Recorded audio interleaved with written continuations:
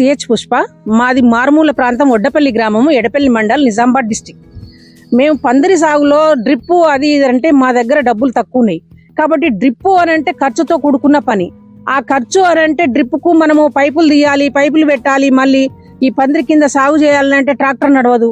ఆ పైపులు ఎప్పుడు తీస్తూ ఉండాలి, మారుస్తూ ఉండాలి. కాబట్టి మేము ఆది కాకుండా ఒక కొత్త ఆలోచనగా మేము ఏం చేసినామంటే పాదులకు ఆ స్ప్రైట్ డబ్బాలు, థమ్స్అప్ డబ్బాలు అవన్నీ పోగు చేసి వాటికి సన్నగా ఒక 3-4 రంధ్రాలు ఇచ్చి చెట్టుకు ఒక రంధ్రం అంటే ఎన్ని చెట్లు పెడితే ఎన్ని గింజలు పెడితే అన్ని గింజలకు ఒక రంధ్రం చొప్పున దానికి ఇచ్చేసి హోల్స్ తయారు చేసి దాంట్లో బాటిల్లో నీళ్లు నింపి మట్టిలో బాతి పెట్టినాం.